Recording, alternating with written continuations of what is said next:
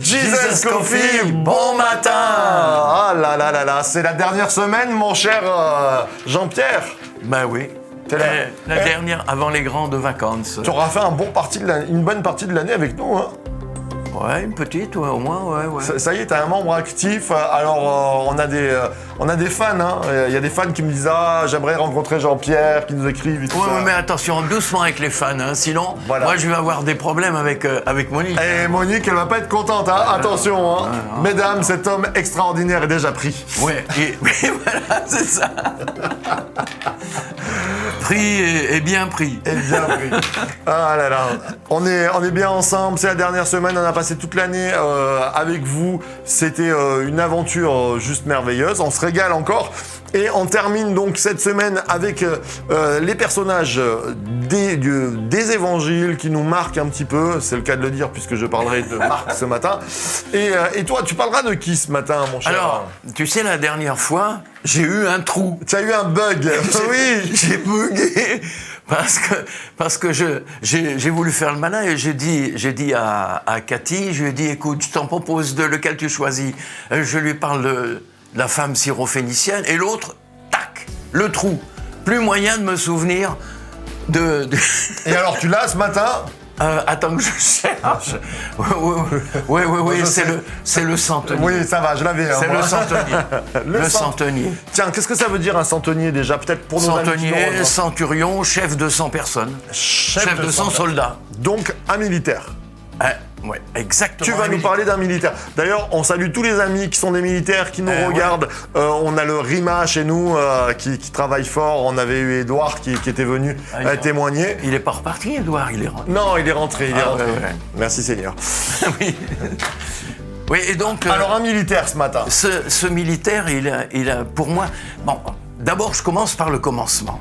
J'ai toujours trouvé que dans les évangiles, Jésus fait des commentaires sur la foi, sur la foi des gens.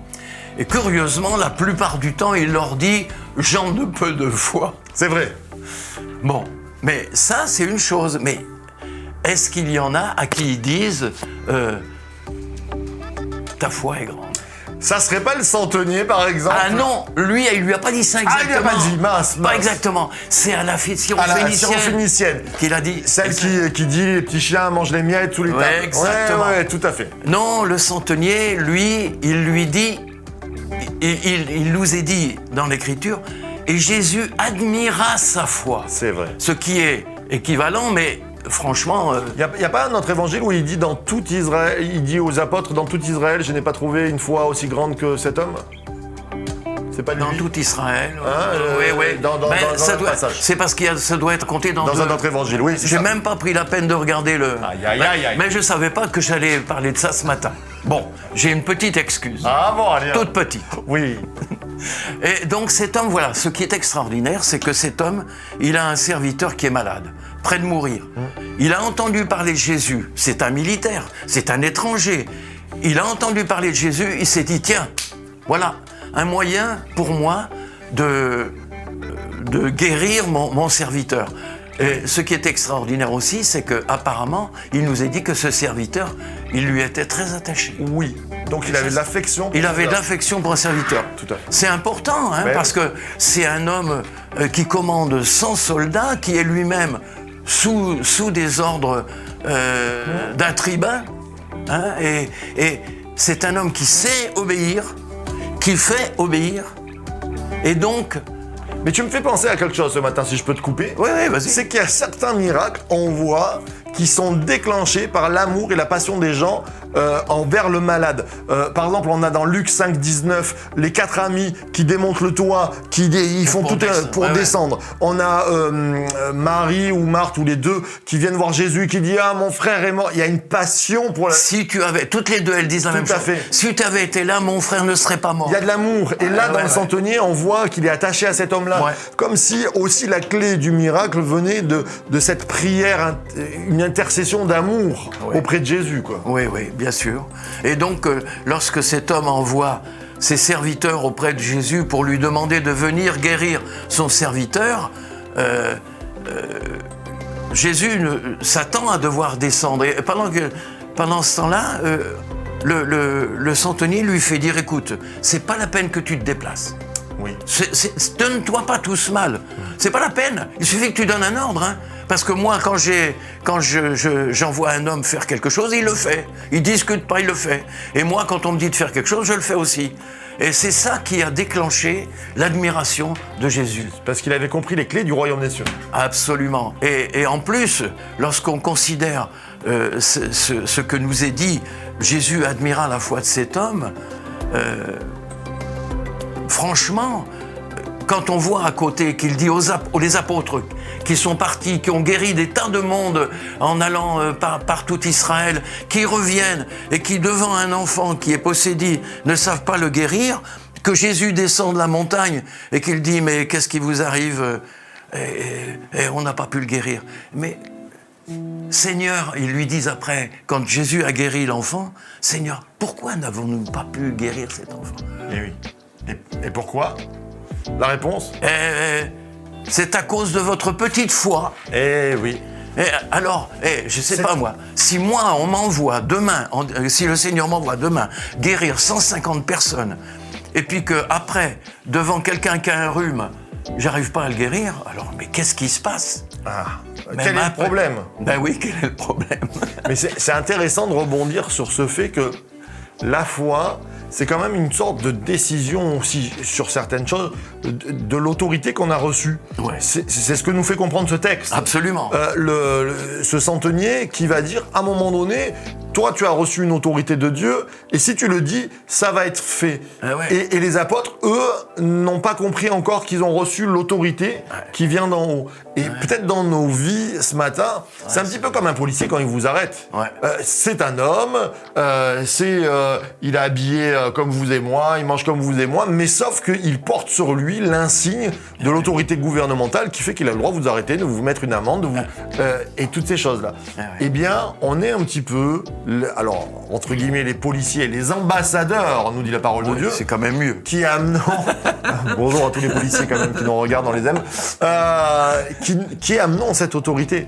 Et c'est par l'autorité qu'on peut aussi faire agir la foi. Ouais. Mais cette autorité, il faut en avoir non seulement conscience, mais aussi savoir l'utiliser.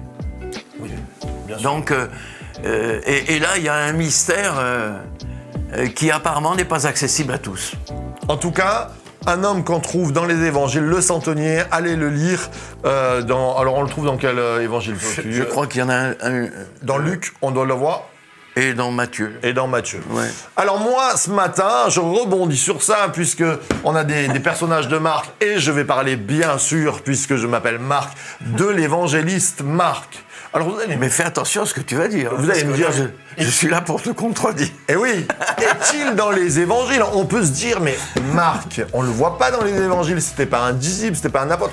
On pense qu'il a écrit la biographie de Jésus au travers de l'apôtre Pierre. La vision de Pierre, oui, Voilà, c'est ça. la vision de Pierre. Mais est-il dans les évangiles? Alors, à la recherche de l'évangéliste Marc dans les évangiles, On fouille, on gratte. il y a une théorie qui pourrait nous dire que Marc se trouve à un moment donné seulement dans l'évangile de Jean. Non, non, mais non. Oh zut, dans l'évangile, je l'ai eu. Hein. Eh oui. Dans l'évangile de Marc, bien Dans sûr. l'évangile de Marc, il y a un détail qui n'est raconté nulle part ailleurs. Eh ouais. Alors, c'est un détail un petit peu honteux, et je vais vous le lire. Ce détail étant, donc on est en train d'arrêter Jésus.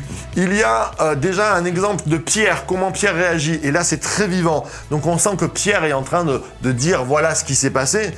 Un de ceux qui étaient là, tirant l'épée, frappa le serviteur du souverain sacrificateur et lui emporta l'oreille. On sait que c'est Pierre, mais là Pierre le décrit pas, il se décrit pas lui-même, il dit pas c'est Pierre. Jésus prenant la parole leur dit vous êtes venus après moi comme des voleurs. Non. Et verset 50, alors, c'est Marc 14, 50, tous l'abandonnèrent et prirent la fuite. Détail croustillant. Un jeune homme le suivait et n'ayant sur le corps qu'un drap, on se saisit de lui, mais il lâcha son vêtement et se sauva Tout nu. tout nu. Et là, certains théologiens disent il n'y a que Marc qui raconte cela. Il ne cite pas la personne. Ce jeune homme ne serait-il pas l'évangéliste Marc? Ben, disons qu'on ne précise pas que c'est lui, mais moi personnellement, je pense que seul quelqu'un qui a vécu ça oserait le raconter. Alors, étant l'avocat de Marc ce matin, d'être tous les Marcs, je dis, Pierre pouvait s'en rappeler lui seul et raconter une histoire qui n'est pas forcément de l'évangéliste. Marc, allez, on va mettre cela. Quand on sera au ciel, on ira voir l'évangéliste, on lui dira, c'est toi qui as perdu le drap. Mais Marc revient. Alors, il n'est pas que dans les évangiles, bien sûr, il est l'auteur de l'évangile de Marc. Un petit peu le co-auteur avec Pierre, mais on va le retrouver dans les voyages missionnaires aussi, avec Paul et Silas. Non. Et Barnabas. Ah, Paul et Barnabas. Mais... Oh là là, oh là là, oh là.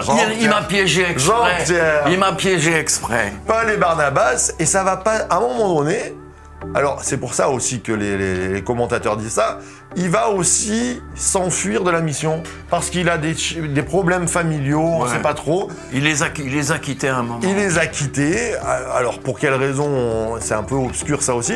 Ça a fâché Paul d'ailleurs. Ça a fâché Paul et Barnabas. Les deux se séparent à cause d'un fort mécontentement. Hein. Et là, on se dit, oulala, Barnabas prend la défense de Marc, qui est son cousin, et il continue l'évangélisation avec lui. Exactement, et Paul se sépare. Mais plus tard, et là, je vous amène à changer quelquefois votre fusil d'épaule. Des fois, on se fâche avec des gens, même dans l'œuvre de Dieu, et le Seigneur vient nous titiller en disant peut-être que ça serait bien que tu pardonnes à ton frère, peut-être que ça serait bien de te donner une deuxième chance. Ouais, c'est pas du peut-être là, c'est certain. On est d'accord et c'est pas dans Tite, tout à l'heure je t'ai dit une bêtise, c'est dans 2 Timothée au chapitre 4 et au verset 12. Voilà. Je le cherche, 11, pardon. Luc seul est avec moi. Prends Marc et amène-le avec toi, car il m'est utile au ministère. Et là, c'est Paul qui écrit ça dans son vieux temps terrestre. Et on sent qu'il y a une réconciliation, on sent qu'il a trouvé bon, peut-être qu'il a lu l'évangile de Marc, et qu'il s'est dit « Ah, mais il y a des bonnes choses qui sortent de cet homme-là ». Et disons qu'il s'est rattrapé, quoi. Il s'est rattrapé. Et il y a une réconciliation. Alors, ces paroles ce matin, pour vous encourager au travers de ces 2 personnages, un personnage qui active la foi, un autre personnage qui peut-être vit des temps problématiques, mais à qui... il y a une réconciliation avec Paul. Et je crois que c'est important. Dans le royaume des cieux, on se doit d'avoir l'autorité, mais on se doit aussi de donner une seconde chance, comme Jésus a donné une seconde chance à Pierre, comme Jésus a donné une seconde chance à tous les apôtres, et nous donne une seconde chance ce matin. J'aimerais, Jean-Pierre, que tu puisses prier pour que le royaume de Dieu soit vivant dans nos vies, qu'on puisse comprendre et vivre ce que l'autorité de Dieu, et puis aussi de prier pour ceux peut-être qui sont dans le non-pardon encore, que Dieu nous aide. Ouais, c'est vrai. Seigneur notre Père, nous avons tous besoin, en face de toi, d'avoir la foi.